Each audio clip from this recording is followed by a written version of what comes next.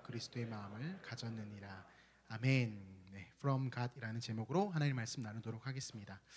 여러분 혹시 그런 경험이 있으십니까? 운전을 하는데 앞에 차가 좀 이상한 거예요.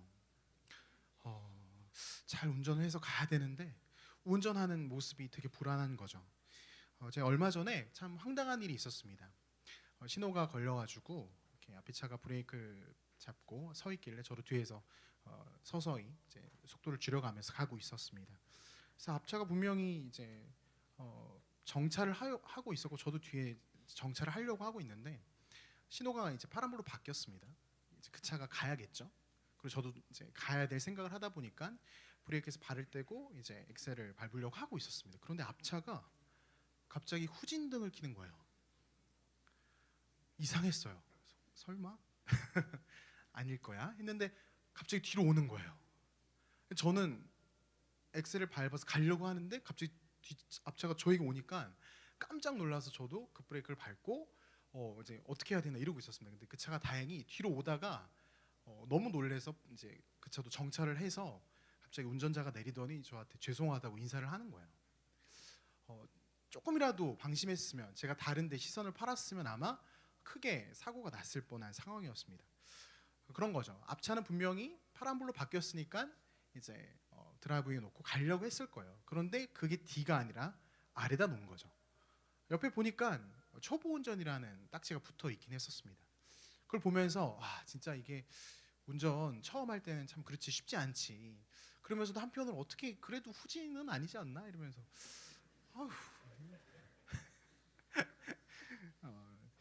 이제 운전을 우리가 많이 해서 익숙한 사람들은 초보 운전을 하는 사람들의 모습을 되게 답답해합니다. 어떻게 저러지?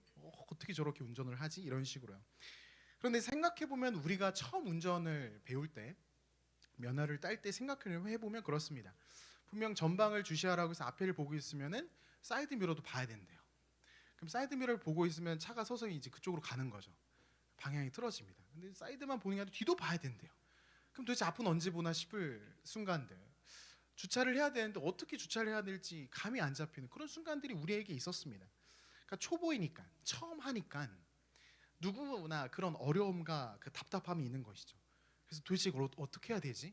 어떻게 이걸 해야 잘할 수 있는 것이지? 라는 그 답답한 마음들. 초보의 시기는 누구나 이런 것을 경험하게 합니다. 어렵죠. 힘듭니다. 피해갈 수 없는 시간이 분명히 존재한다는 거예요. 그런데 중요한 것은요, 초보 운전의 시간이 길어지면 어떻게 될까요? 운전을 10년을 했습니다. 그런데 여전히 D와 R이 헷갈리는 거예요. 생각해 보세요. 악몽입니다. 운전을 10년을 했어요. 그런데 여전히 주차를 못해요. 큰일 납니다. 여러분 그 모습을 보면서 초보 운전이라고 말해야 될까요? 아니면 이걸 어떻게 말을 해야 될까요? 운전을 그만하게 하는 게 맞을까요? 여러분 초보의 시절은 앞에서 끄덕거리고 있어요 지금. 초보의 시절은 누구에게나 있지만 그 시절이 길어지면 안 된다라는 겁니다. 근데 여러분 그거 아십니까? 운전에서만 그런 것이 아니고 모든 다른 영역에서 또 초보의 시절이 있고 근데 그런 다른 영역 다 마찬가지예요. 초보의 시절이 길면 안 됩니다. 근데 이게 신앙의 영역도 마찬가지라는 거예요. 우리 가운데 새 가족이 있습니다. 새 신자가 있어요. 처음 복음을 듣고 신앙생활을 시작한 지체들이 있습니다. 그래서 처음 복음 듣고 성경을 펴서 말씀을 읽어 나가고 하나님을 알고 조금씩 배워나가는 그 초보의 시절들이 있죠.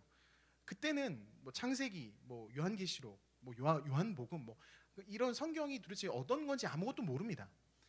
그래서 신약 구약하면 이게 무슨 말인가 싶기도 하고 왜 뒤쪽에 가면은 왜 신약에 보면은 이제 빨간색으로 왜 글씨체가 바뀌냐고 막 물어보기도 하고 신앙의 처음을 걸어갈 때는 새 신자들은 당연히 그게 어색하고 다 낯선 것이죠.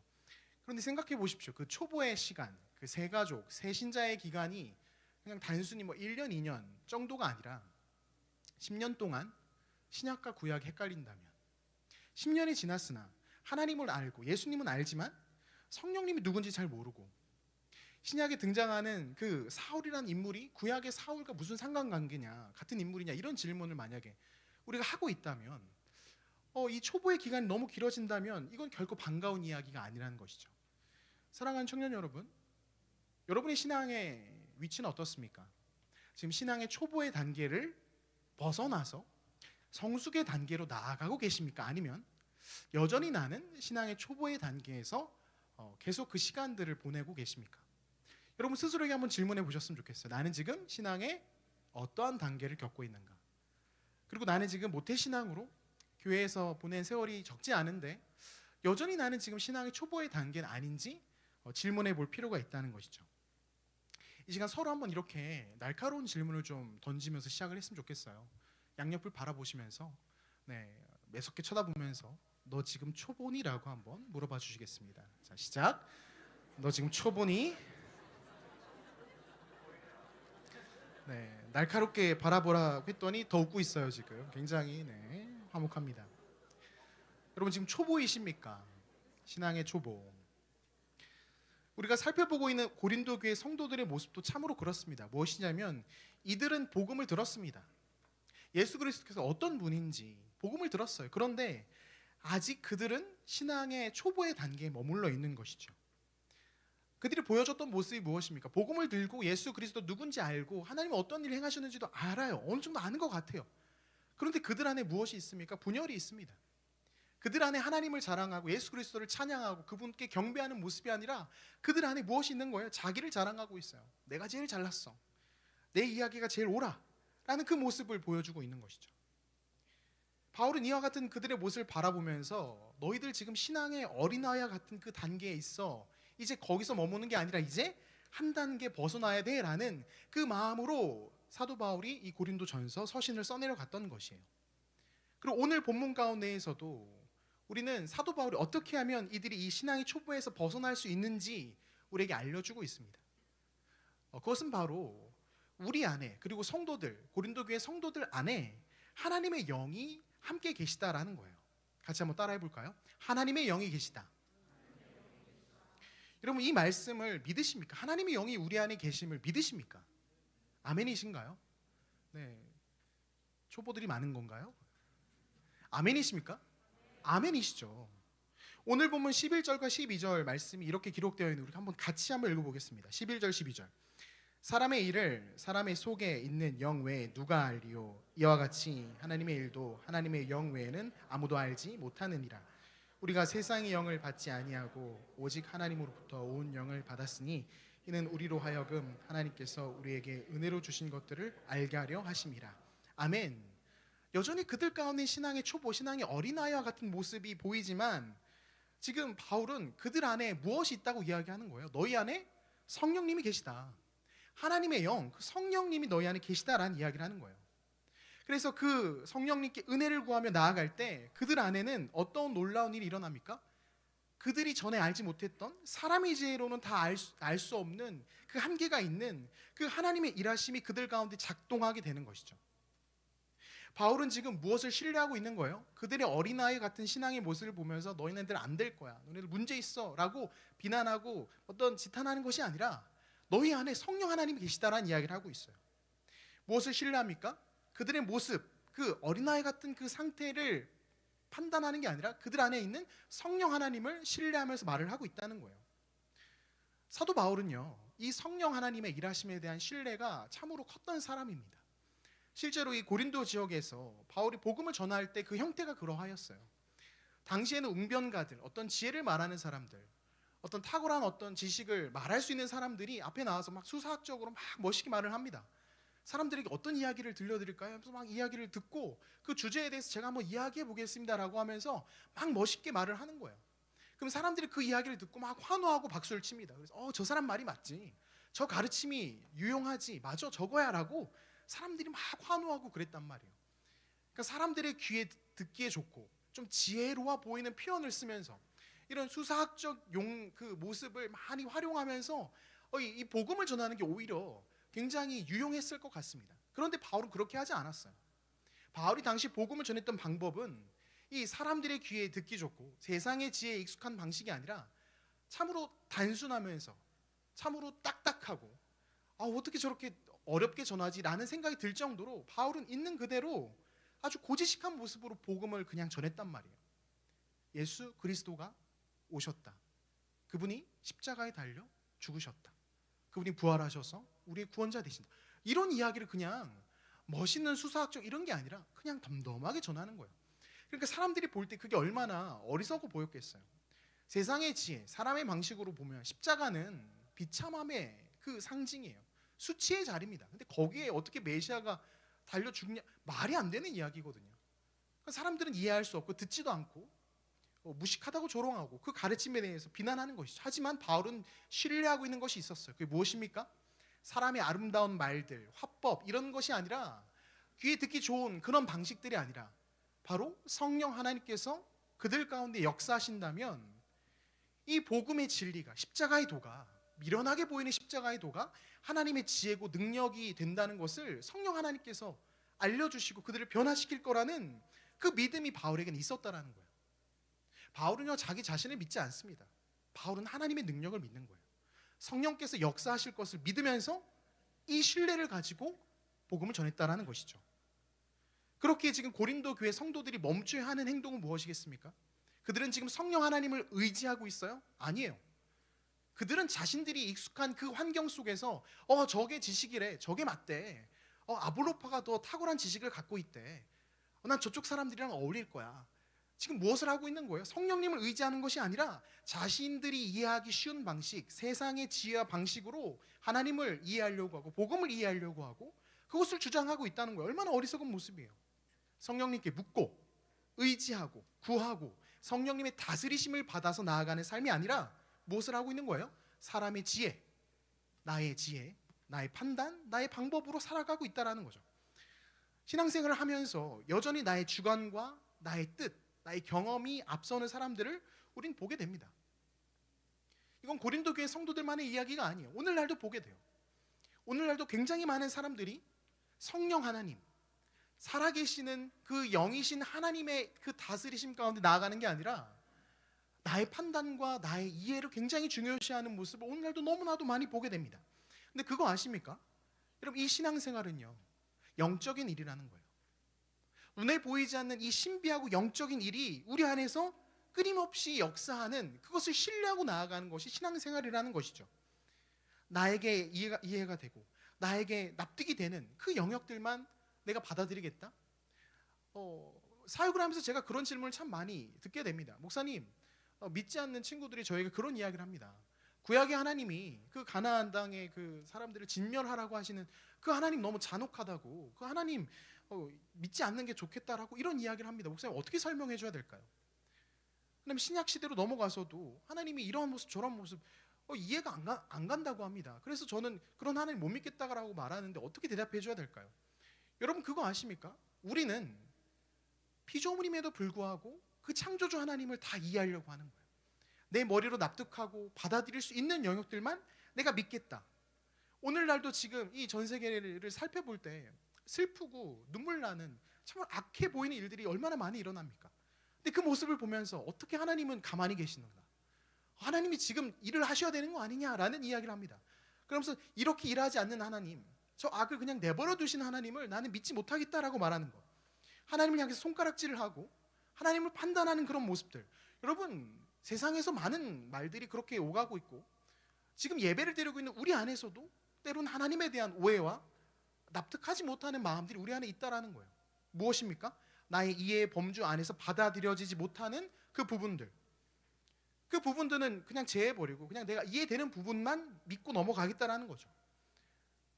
하지만 여러분, 기억하셔야 됩니다. 우리는 피조물이에요. 우리는 유한한 존재고 우리의 삶은 참으로 그 한계가 미천합니다. 그래서 내가 이해되는 부분, 내가 납득되어지는 부분만 하나님을 믿을 수 있다? 그 부분만 내가 하나님 말씀을 순종하겠다? 여러분, 얼마나 교만한 이야기인지 몰라요.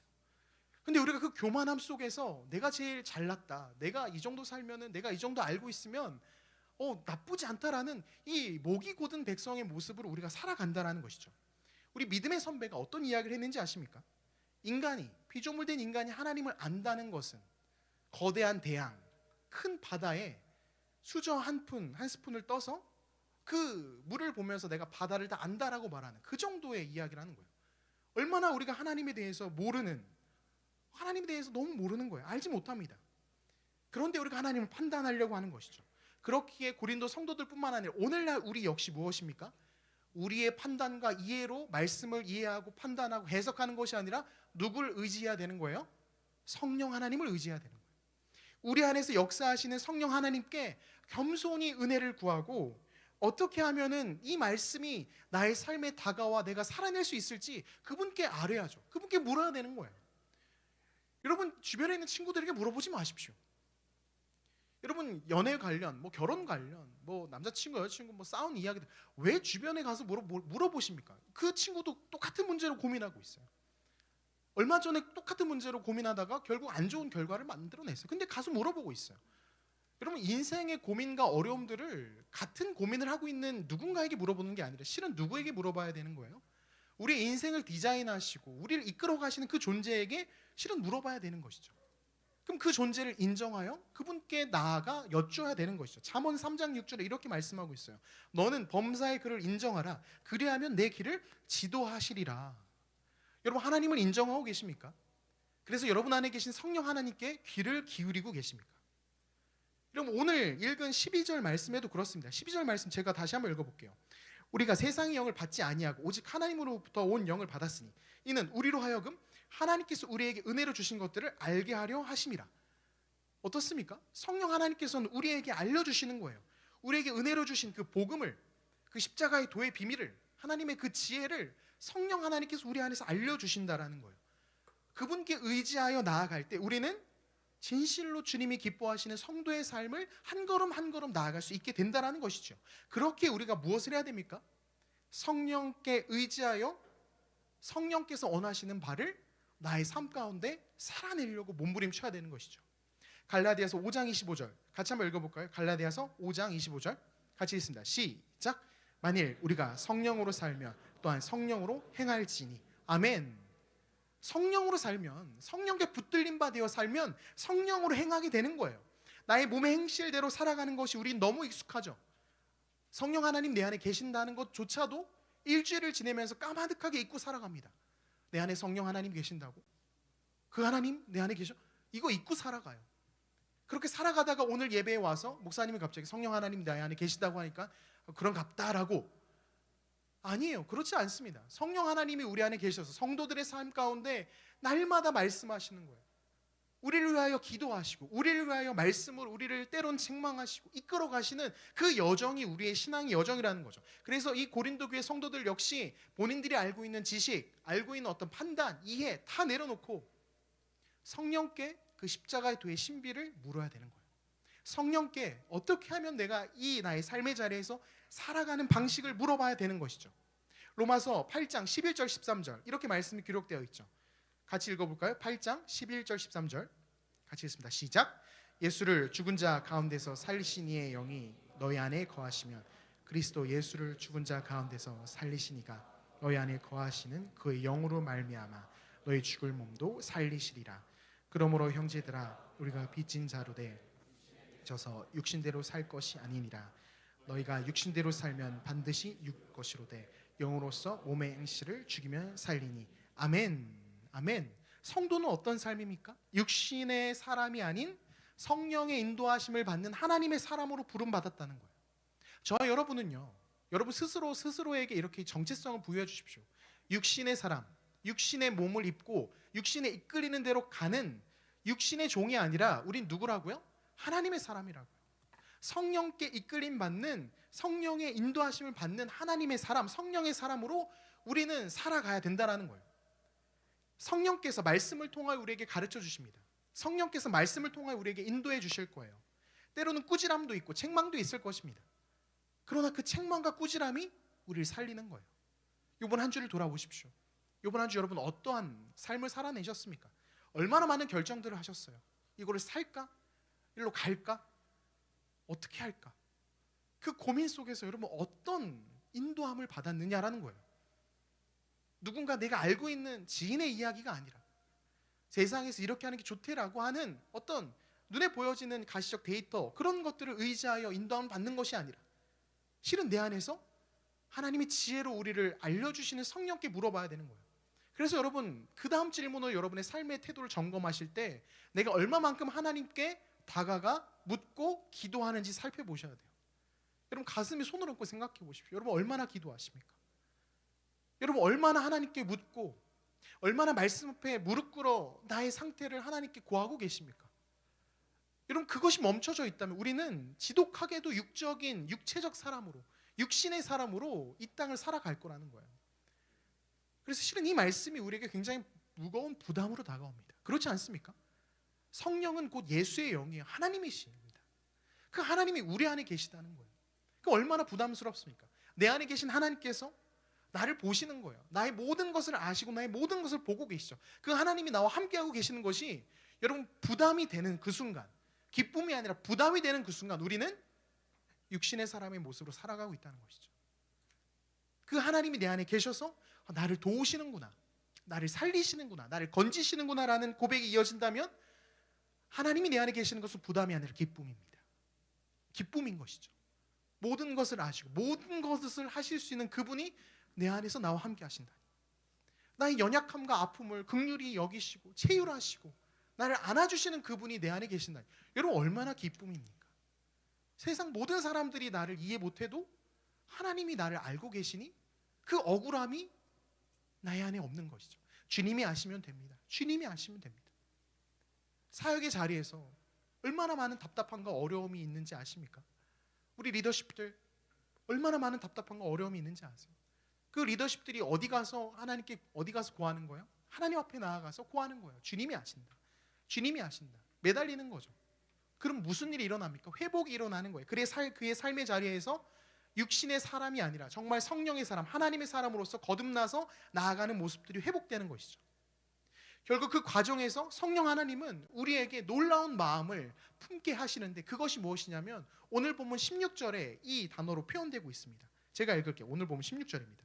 누가 주의 마음을 알아서 주를 가르치겠느냐? 그러나 우리가 그리스도의 마음을 가졌느니라. 그렇게 성령 하나님께 구하고 물으며 나아갈 때 날마다의 시간이 나 혼자서 육신의 삶을 결정하고 고민하는 것이 아니라 성령께 묻고 나아갈 때 그 시간들이 차곡차곡 쌓여갈 때 우리 안에 어떤 마음이 생기냐고요? 그리스도의 마음이 내 안에 부어지는 거예요. 하나님의 마음이 내 안에 부어지는 거죠. 여러분, 얼마나 많은 성도들이 세상에서 흔히 이야기하는 참으로 부끄럽고 연약한 모습으로 살아갑니까? 세상에 사는 하나님 모르는 사람들과 성도의 삶이 구별되지 않거든요. 똑같거든요. 근데 그 이유가 무엇이에요? 성도들도 그렇고 하나님 모르는 사람도 그렇고 똑같은 거예요. 그 마음이 그냥 육신의 마음, 육체의 마음으로 살아가기 때문에 그래요. 육체의 소욕을 따라서 살아가기 때문에. 그러나 성도들은 무엇이 있는 거예요? 그리스도의 마음이 성도들 안에 품어질 때, 그 마음이 내 안에 쌓여져 갈 때 성도의 삶은 바뀌는 거예요. 달라지는 거예요. 그래서 믿지 않는 이들과 우리가 구별될 수 있는 결정적 이유가 무엇이에요? 바로 그리스도의 마음이 우리 안에 있는가. 그래서 그리스도의 마음을 따라 지금 내가 살고 있는가. 예수님께서 행하신 모습을 생각해 보세요. 그리스도께서 공생의 사역을 하시면서 사람들이 손가락질하고 비방하고 죄인이라고 놀리고 선을 걷던 그 죄인들과 세리들을 향해 나아가지 않습니까? 그게 예수님의 모습이셨어요. 예수님은 죄인들의 그 친구라는 별명을 들으실 정도로 그들과 함께 하셨다고요. 생각해 보세요. 모든 사람들이 다 욕한다고. 왜 죄인들과 저렇게 지내지? 왜 저런 행동을 하고 있지? 다 비방해요. 그런데 예수님 그렇게 하신 이유가 무엇이에요? 예수님 안에 하나님의 마음, 곧 그들을 향한 하나님이 애끓는 긍휼한 마음이 예수님의 마음 가운데 부어졌기 때문에 예수님이 그 자리로 나아가는 거예요. 우리도 마찬가지입니다. 우리 안에 그 그리스도의 마음, 하나님의 마음이 부어질 때 우리의 삶의 모습들이 어떻게 되는 거예요? 바뀌기 시작하는 것이죠.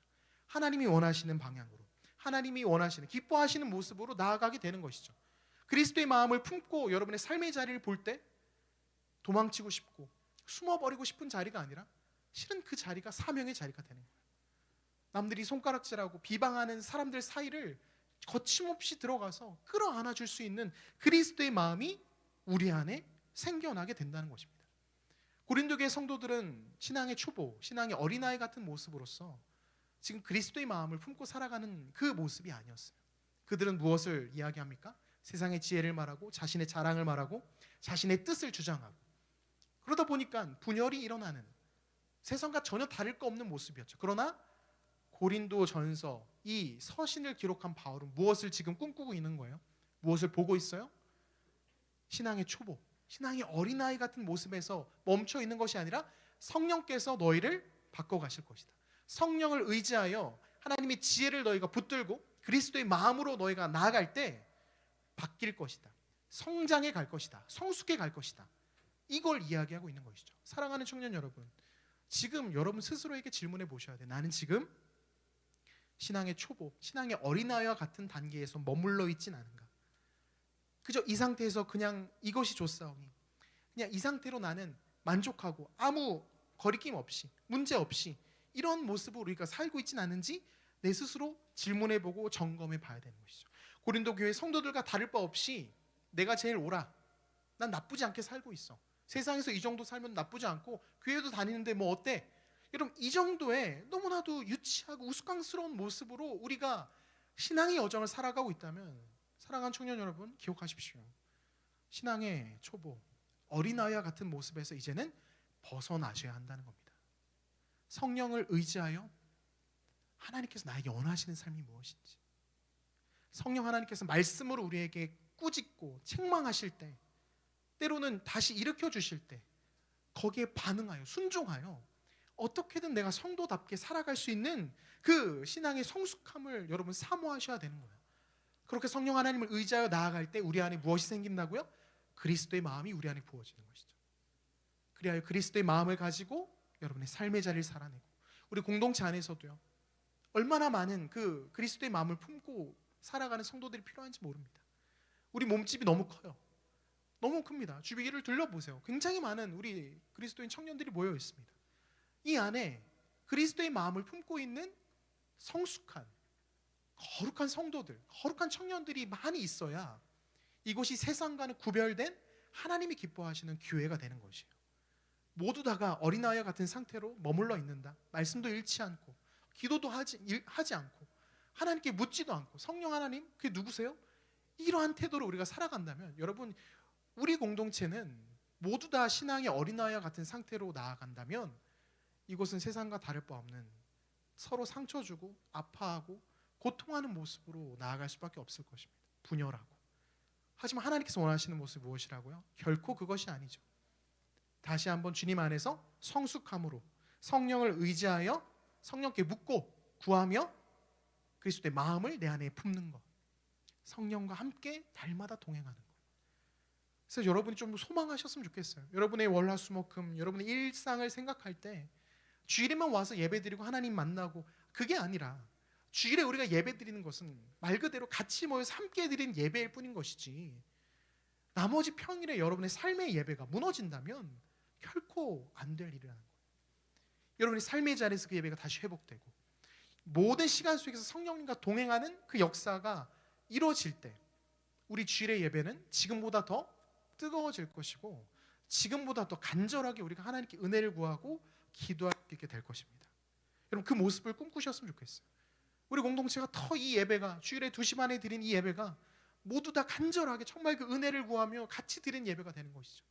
그 은혜에 힘입어 나머지 월화수목 금토를 또 살아내고 다시 성령께 묻고 구하고 나아가는 그러한 거룩한 공동체, 그런 거룩한 공동체로 우리가 다시 한번 우리 하반기 일어나 달려갈 수 있게 되길 소망합니다. 여러분, 이 시간 우리 말씀 생각하면서 간절히 한번 찬양하고 기도의 자리로 나아갈 텐데요, 성령 하나님에 대한 이 말씀을 우리 마음에 좀 간절히 담으셨으면 좋겠어요. 그 성령께서 우리 안에 오셔서 무엇을 하시는지, 그 성령 하나님께서 나를 어떻게 바라보고 계시고 어떻게 나를 빚어가길 원하시는지, 여러분 이 말씀을 또 잘 묵상하면서 같이 찬양할 때 성령이 나를 다시 살리신다라는 그 믿음의 고백 담아서 같이 한번 찬양했으면 좋겠습니다. 성령이 오셨네, 같이 한번 찬양하겠습니다. 허무한 시절 지날 때, 허무한 시절 지날 때, 기쁜 한숨 내쉴 때, 기쁜 한숨 내쉴 때, 그런 풍경 보시며 그런 풍경 보시며 단식하는 분인데 고와 같이 너희를 버려두지 않으리. 내가 너희와 영원히 함께하리라. 억눌린 자 갇힌 자, 억눌린 자 갇힌 자, 자유함이 없는 보좌가 되시는 성령님 계시네. 주의 영이 계신 곳에 주의 영이 계신 곳에 참자유가 있다네. 진리의 영신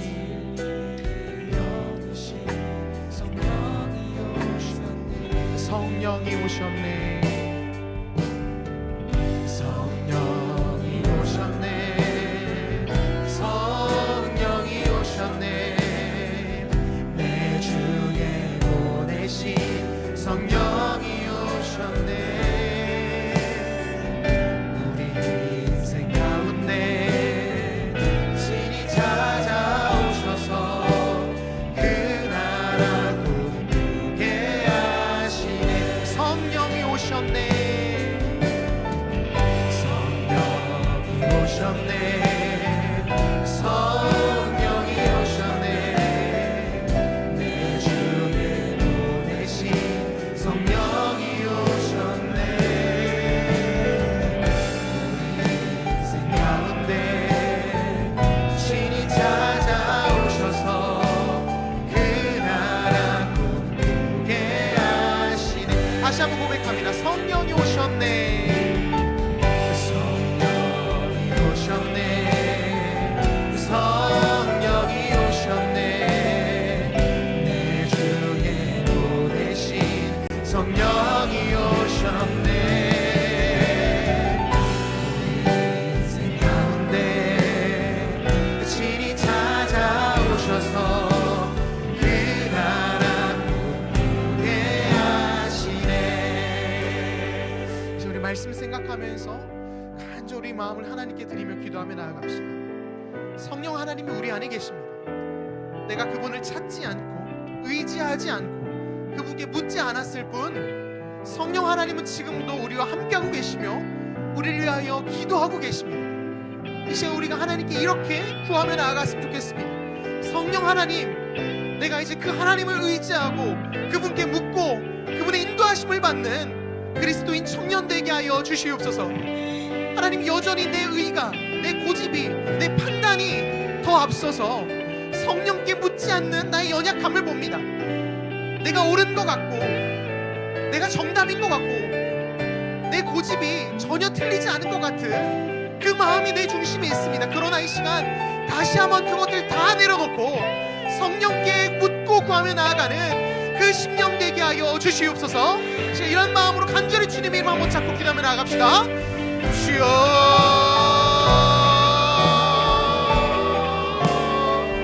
하나님 아버지, 내를 구합니다. 아버지여, 우리 안에 역사하시는 성령께서 지금도 우리를 부르시고 지금도 우리에게 말씀하시고 지금도 우리에게 하나님의 뜻을 밝히 보이심에도 불구하고 주님, 여전히 나는 하나님이 아닌 성령님이 인도하심이 아닌 내 뜻과 내 고집과 내 욕심대로 판단하고 선택합니다. 하나님, 이 연약한 나를, 이 죄된 나를 아버지여 긍휼히 여겨주시옵소서. 하나님, 이제는 그 자리에서 벗어나 이제는 주님이 원하시는 아버지여 거룩한 성도로 변화되는 빚어져가는 그 역사가 우리 안에 있게 하여 주시옵소서. 하나님, 여전히 주님 앞에서 말씀에 순종하는 인생이 아니라 내 뜻을 고집하고 있는 연약한 죄인의 모습이라면 시간 다시 한번 우리에게 은혜 주셔서 그 마음 다 내려놓게 하시고 복이 고든 인생들이 아니라 그 죄인들이 아니라 겸손히 주께 묻고 구하는 하나님의 청년들 되게 하여 주시옵소서. 하나님, 이 시간 우리가 주님께 은혜를 구합니다. 아버지여, 성령께서 우리에게 다시 한번 역사하셔서 우리의 심령 가운데 하나님의 뜻을 밝히 보이시며 하나님께서 기뻐하시는 그 걸음을 나아갈 수 있도록 하나님, 우리를 붙잡아 주시옵소서. 성령께서 우리를 주장하여 주시옵소서. 하나님, 우리의 죄된 마음들 아버지여 다 꺾이게 하시며 겸손히 주께 묻고 하려며 겸손히 주님께 아버지 은혜를 구하고 달려갈 수 있는 하나님의 청년들 되게 하여 주시옵소서. 아버지, 이미 굳어져 버린 내 마음들이 있다면 아버지, 이미 굳어져 버린 내 마음의 상태들이 있다면 하나님, 우리 사랑하는 청년들 이제 회복시켜 주시옵소서. 이제 회복시켜 주시옵소서. 하나님, 저들이 말씀 앞에 다시 서기 원합니다. 저들이 다시 한번 기도의 자리에 서기 원합니다. 아버지, 도와여 주시옵소서. 이 시간 또 한 가지 기도했으면 좋겠는 것은 연휴를 보내면서 우리의 영적인 상태가 어떤지 다시 한번 점검해 봤으면 좋겠습니다. 여러분, 여러분 말씀 앞에 서지 않고 주님께 기도하지 않으며 주님께 은혜를 구하지 않고 여러분의 삶의 자리를 어떻게 살아내십니까? 나의 삶을 인도해 주실 그 말씀이 없는데 여러분 어떻게 선택하고 결정하며 지혜롭게 살아내십니까? 굳어져 있는 나의 영적인 상태를 이 시간 하나님께 가지고 나아가 다시 한번 회복해달라고 은혜를 구합시다. 주님께 기도하지 않고 말씀 앞에 서지 않았던 이 연약한 죄인을 불쌍히 여겨주시옵소서. 하나님 다시 한번 은혜 주셔서 말씀 앞에 서게 하시며 기도의 자리에서 주님을 찾고 주님께 물을 수 있는, 주님이 찾으시는, 주님이 기뻐하시는 거룩한 청년 될 수 있도록 그 한 사람의 내가 될 수 있도록 주님 은혜 허락하여 주시옵소서. 이 시간 기도할 때 주님 나에게 은혜를 더하여 주시옵소서. 나를 긍휼히 여겨 주셔서 이제는 그 죄의 자리에서 머물러 있는 육신의 삶을 선택하는 것이 아니라 성령의 사람으로서 하나님을 선택하고 말씀을 따라가는 내가 되게 하여 주시옵소서. 주여 은혜를 더하여 주시옵소서. 이러한 기도 제목으로 우리 주여 한번 부르시고 기도합니다. 주여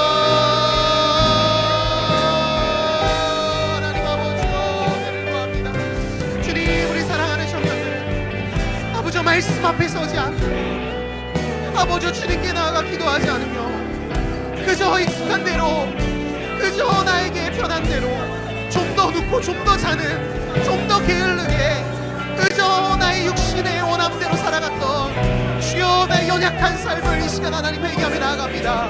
우리 사랑하는 성령들 다시 한번 주님 은혜 주셔서 저들의 인생 가운데 정말 주님 기뻐하시는 말씀이 회복되게 하시고 주님 원하시는 그 성령의 사람, 기도의 사람으로 우리 청년들이 회복될 수 있도록 주의 역사하여 주시옵소서. 하나님 메마른 마음들, 아버지 굳어져가는 마음들, 말씀이 귀에 들리지 않아 정말 어떻게 살아가야 될지 막막해 하는 우리 청년들 주여 저들을 불쌍히 여겨주셔서 아버지 내가 이해할 수 없는 영역일지라도 그럼에도 불구하고 하나님을 바라보며 신뢰하고 믿음으로 달려갈 수 있는 하나님의 청년들 되게 하여 주시옵소서. 그리하여 성령께서 우리를 인도하여 주셔서 성령의 사람으로 저들이 회복되게 하시며 성령께서 붙잡아 주시는 그 매일의 예배를 살아낼 수 있는 그 거룩한 청년들 될 수 있도록 주님 역사하여 주시옵소서. 하나님 나의 자랑이 아닌, 나의 능력과 실력이 아닌 진실로 성령께서 조명하여 주셔서 성령께서 이끌어 주시는 삶을 날마다 살아낼 수 있는 하나님의 청년들 되게 하여 주시옵소서. 인도하여 주시옵소서. 성령이 오셨네,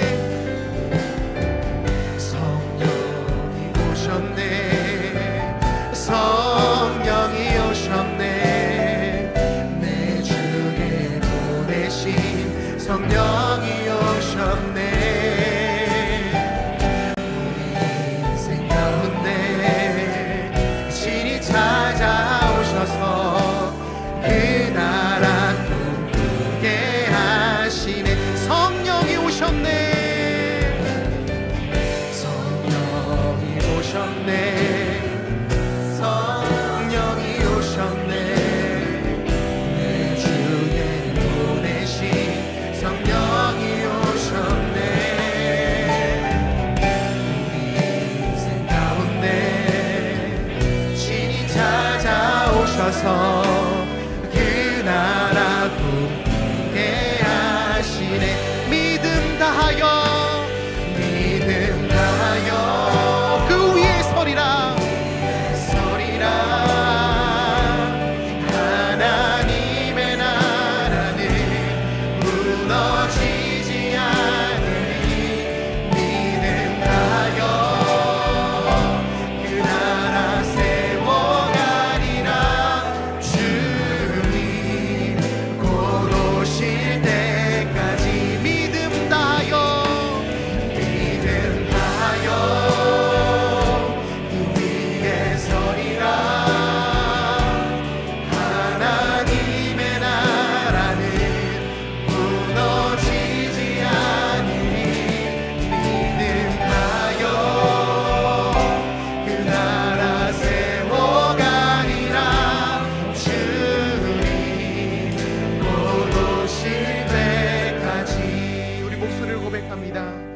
믿음 다하여 주 위에 서리라.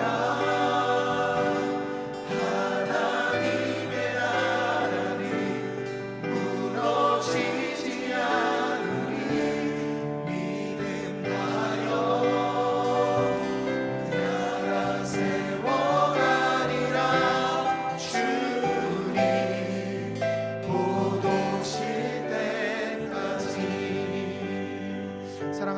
여러분, 이제 우리가 소망함을 갖고 기도했으면 좋겠습니다. 고린도 교회의 소식을 들었던 바울의 마음은 참으로 많이 무너졌을 것입니다. 저들이 어떻게 저렇게 연약한 모습으로 살아가지? 어떻게 저렇게 부끄러운 신앙의 어린아이 같은, 신앙의 초보와 같은 모습으로 저들이 살아가지? 바울은 답답했을 것입니다. 그러나 바울은 인간적인 판단과 실망에서 멈추는 것이 아니라 그들에게 이야기하는 것이죠. 너희 안에 성령 하나님이 계신다. 너희를 그 상태에서 그냥 머물게 두지 않으신다. 성령 하나님께서 너희를 다듬어 가시고 세워 가시고 성숙해 하실 것이다. 신앙의 초보, 신앙의 어린아이 같은 상태에서 머무는 것이 아니라 너희를 통하여 하나님께서 영광 받으실 것이다. 이 소망함을 가지고 서신을 써내려가는 것입니다. 그 마음을 우리가 같이 품었으면 좋겠습니다. 주님, 지금 나의 신앙의 모습이 어린아이와 같고 초보와 같은 모습입니다. 그러나 하나님, 이 모습에서 멈추지 않을 것을 저는 기대합니다. 주님, 나를 성숙시켜 주시옵소서. 성장케 하여 주시옵소서. 주님 기뻐하시는 모습으로 더 나아갈 수 있도록 믿음 다하여 그 나라를 꿈꾸고 달려가는 하나님의 청년 되게 하여 주시옵소서. 이런 소망함 가지고 살아갈 수 있게 달라고, 나아갈 수 있게 달라고 간절히 주님의 이름 한번 잡고 기도하며 나아갑시다. 기도합니다. 주여,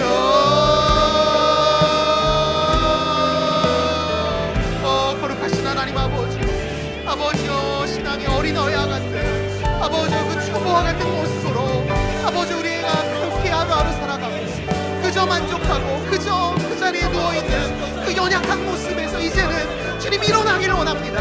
이제는 주님 기뻐하시는 모습으로 달려가길 원합니다. 하나님, 우리 사랑하는 청년들, 이 예배를 통하여 이 말씀 앞에 서서 다시 한번 소망함을 품게 하여 주시옵소서. 주님께서 빚어가실 그 모습을 꿈꾸게 하시고 성숙시켜 가시고 성장시켜 가실 그 모습을 기대하며 달려갈 수 있는 하나님의 청년들 되게 하여 주시옵소서. 하나님, 믿음 다하여 그 위에 서서 하나님의 나라를 바라보며 나의 삶이, 나의 모든 시간이 하나님께 영광 올려드려지는 아름답고 거룩한 그 예배의 연속이 될 수 있도록 저들이 주님 앞에 부르짖어 기도할 수 있게 하시며 하나님께 찾고 나아갈 수 있는 우리 청년들 되게 하여 주시옵소서. 하나님, 우리 일청년부 공동체가 그리하여 신앙의 어린아이가 아닌 진실로 예수 그리스도의 마음을 품는 그리스도의 마음으로 살아가는 청년들이 아버지여 늘어나길 원합니다. 그리하여 이 예배뿐만 아니라 삶의 예배에서도 그 삶을 살아내게 하시고 도전하게 하시고 믿지 않는 저들에게 하나님의 하나님 되심을 드러낼 수 있는 믿음의 청년들 될 수 있도록 주여 역사하여 주시옵소서. 다시 한번 저들의 중심 가운데 하나님의 꿈을, 그 뜻을 꿈꾸게 하시고 주님 원하시는 모습으로 거침없이 달려갈 수 있는 하나님의 청년들 되게 하여 주시옵소서. 주님 역사하여 주시옵소서. 믿음 다하여 그 위에 서리라. 하나님의 나라는 무너지지 않으리. 믿음 다하여 그 나라 세워가리라. 주님 곧 오실 때까지 믿음 다하여 그 위에 서리라. 하나님의 나라는 무너지지 않으리. 믿음 다하여 그 나라 세워가리라. 주님 곧 오실 때까지. 시간 마지막으로 기도할 때 우리 두 손을 가슴에 얹고 이렇게 한번 기도합시다. 거룩하신 하나님 아버지, 우리에게 이 귀한 공동체 주셨습니다.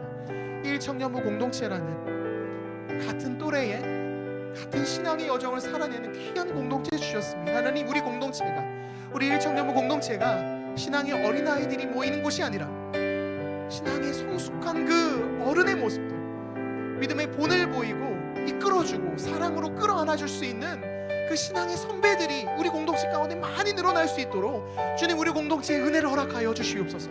하나님, 먼저는 제가 그러한 모습 되길 원합니다. 모태 신앙으로 살아왔지만 여전히 저는 하나님 앞에서 너무나 작고 초라하고 하나님이 나와 함께하고 계심이 두렵습니다. 그런 상태가 아니라 하나님, 내가 이제는 주님 기뻐하시는 모습으로 성장하게 하여 주시옵소서.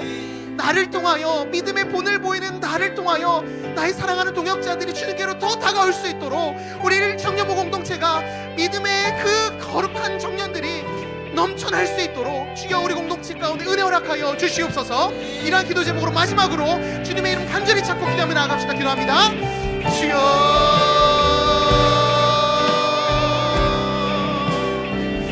거룩하신 하나님 아버지, 하나님 아버지, 우리 공동체를 주목하여 주시옵소서. 아버지여 하나님, 우리 청년들을 주목하여 주시옵소서. 아버지여, 저들의 인생이 하나님 이 귀한 시기에, 이 황금 같은 시기에 아버지여, 저들이 신앙의 어린아이에 멈추는 것이 아니라 주님 앞에서 신앙의 단련을 하고 아버지 훈련을 받아 주님 기뻐하시는 거룩한 청년들로 자라날 수 있도록 주여 우리 공동체 가운데 은혜 허락하여 주시옵소서. 특별히 우리 사랑하는 청년들 가운데 정말 믿음의 본을 보일 수 있는 그 신앙의 선배들이 우리 가운데 넘쳐나길 원합니다. 하나님, 우리 청년들 각자가 그 모습에 대한 소망함을 갖게 하시고 꿈을 꾸게 하시고 도전하게 하시며 하나님 앞에서 치열하게 살아낼 수 있는 청년들 되게 하여 주시옵소서. 그래야 하나님, 우리 공동체가 그리스도의 마음을 가진 거룩한 청년들이 넘쳐나는 주님 기뻐하시는 아름다운 공동체 될 수 있도록 주님 역사하여 주시옵소서. 훈련을 받은 지체들, 1대1 양육을 시작하는 지체들 많은 모습들이 있습니다. 하나님, 각각의 모습 속에서 주님 저들을 아버지 일으켜 주시고 하나님 앞에서 저들의 삶을 돌이키며 주님 기뻐하시는 모습으로 나아갈 수 있는 하나님의 청년들 될 수 있도록 주님 역사하여 주시옵소서. 우리의 예배가, 우리의 기도가, 우리의 삶이 하나님 앞에 드려지는 아름답고 향기로운 예배 될 수 있도록 주님 역사하여 주시며 성령께서 저들을 아버지와 사로잡아 주셔서 주님이 원하시는 모습으로 날마다 달려갈 수 있는 우리 청년들 될 수 있도록 주님 역사하여 주시옵소서. 하나님의 하심을 구합니다. 아버지 인도하여 주시옵소서. 거룩하신 하나님 아버지, 고린도 교회의 성도들이 보여줬던 참으로 연약하고 어린아이와 같은 그 신앙의 모습, 주님, 그 모습이 우리의 모습입니다. 그냥 이 정도에서 만족하고 내가 틀리지 않고 이렇게 사는 것이 이 시대, 이 세상에선 나쁘지 않다 보니 그저 여기서 멈춰있던 우리의 모습을 이 시간 회개합니다. 주님, 이제 그 상태에서 멈추는 것이 아니라 성령님을 의지하여 성령님께 묻고 구하며 다시 한번 주님 기뻐하시는 그 거룩한 성도의 모습으로 나아가게 하여 주시옵소서. 우리의 예배가 주일에 드려진 이 예배뿐만이 아니라 일상의 예배가 그렇게 주님께 드려지길 원합니다. 하나님을 잊고 살아가는 월화수목의 시간들이 아닌 하나님과 더 친밀하게 동행하며 주님께 묻고 은혜 구하고 달려갈 수 있는 우리 청년들 되게 하여 주시옵소서. 하나님, 그리하여 한 주를 살아내고 다음 주에 우리가 다시 만날 때에는 승리의 기쁨과 은혜를 나눌 수 있는 그 감동이 우리 안에 넘쳐날 수 있도록 주님 다시 한번 주장하여 주시고 이끌어 주시옵소서.